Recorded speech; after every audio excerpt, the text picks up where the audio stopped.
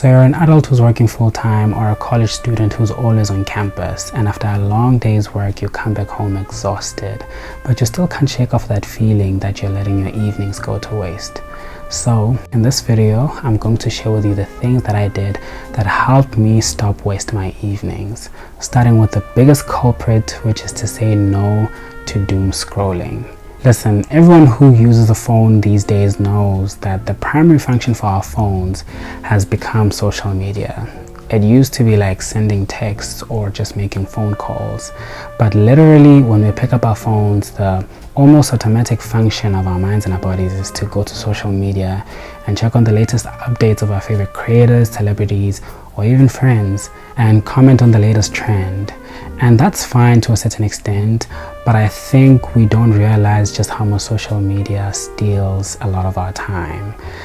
A lot of the social platforms nowadays have adopted this unified scrolling mechanism that was made popular by TikTok, and it's very easy for social media platforms now to draw us in with endless notifications and keep us in these platforms for hours on end.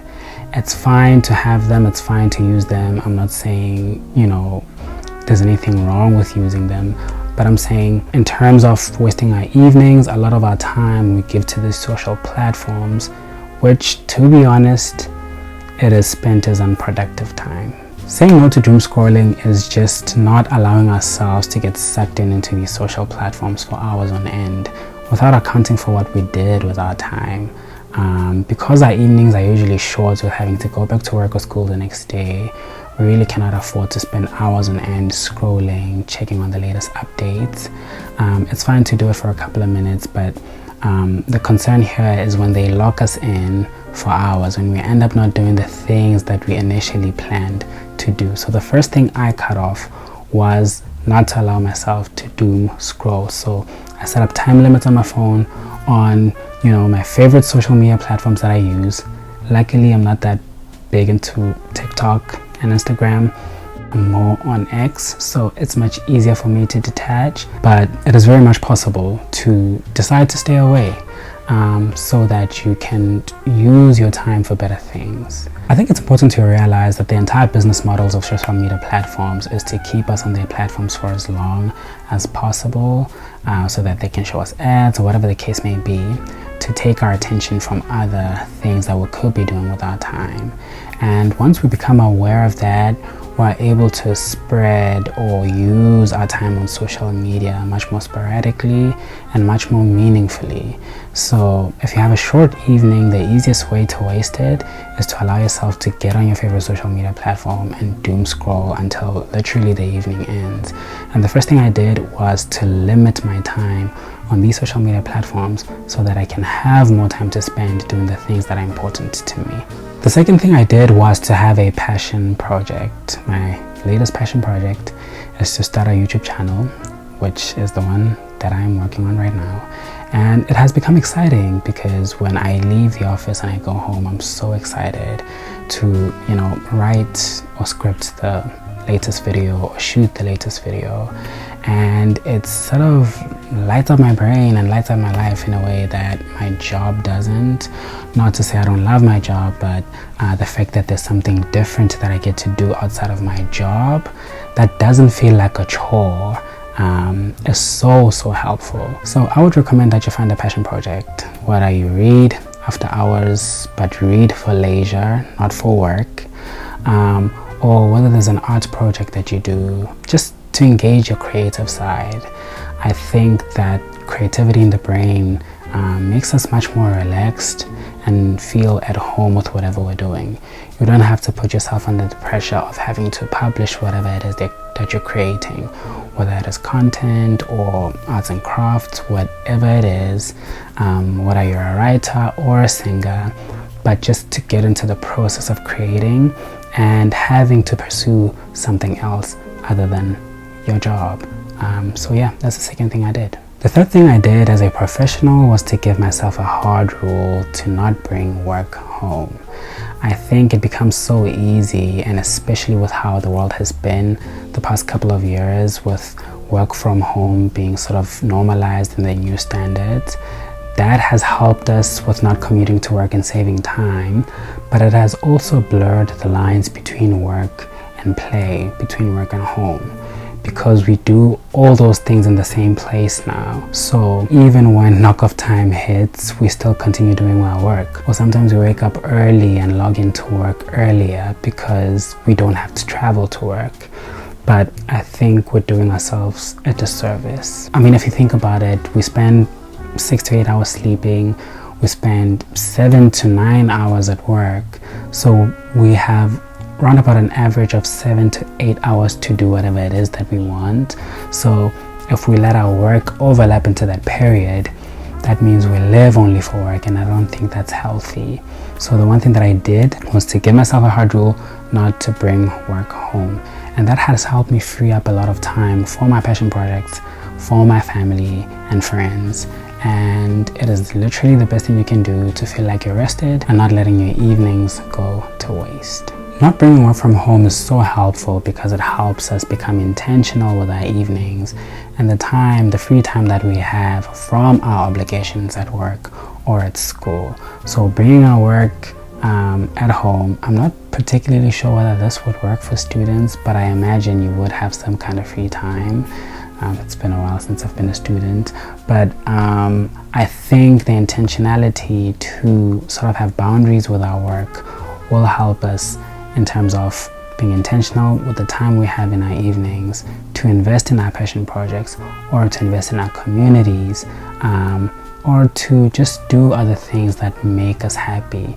I think it's perfectly fine when you have emergency situations to bring work home, but I think that also can be a norm, and we need to guard against that intentionally. So it's okay to bring work from home when there's an urgent need to do that. Maybe you're chasing a deadline or a project, but I think we need to be intentional with guarding against work crossing into our personal time, so that we're more intentional with the time that we spend, and that'll hopefully leave us fulfilled.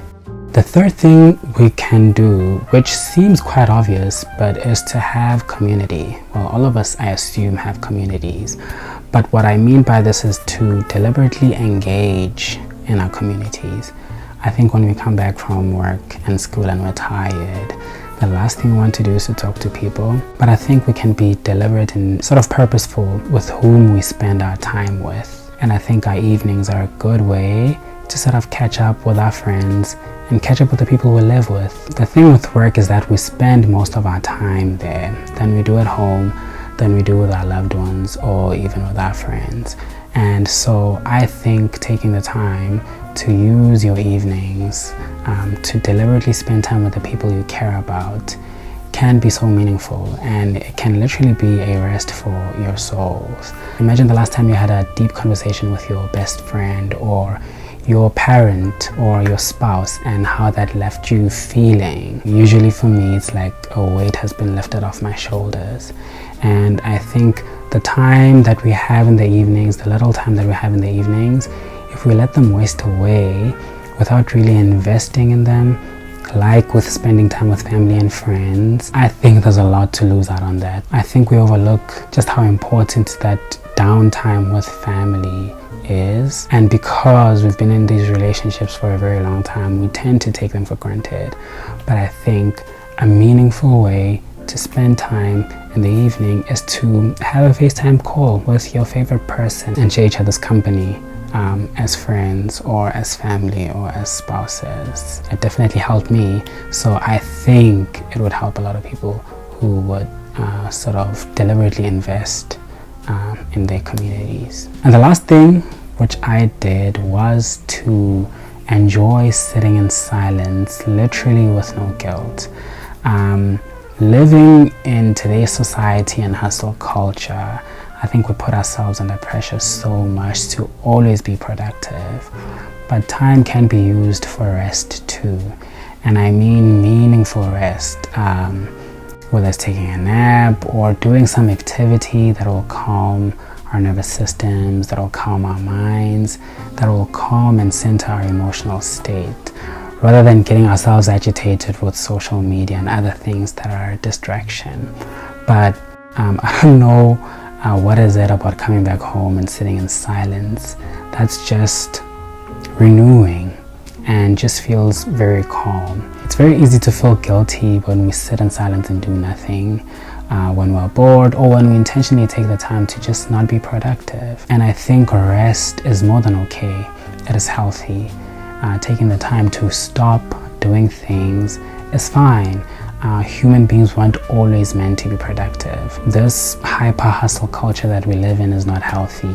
And it's kind of linked to the capital system that we live under, that kind of forces us to be productive, because there's always bills to pay, there's always somewhere to go, there's always another thing to do. And because we feel like our jobs are not paying us enough, we feel obligated to do other things that will make us money. Making money is fine, building wealth is fine if it's going to free us from those obligations, but we need to think about what the cost of that would be. So I embraced sitting in silence, coming back home after a long day's work and just laying on my bed and just easing myself into the evening. So yeah, those are the things that I've done and that have helped me to stop wasting my evenings. But I'd love to hear what you think in the comment section below.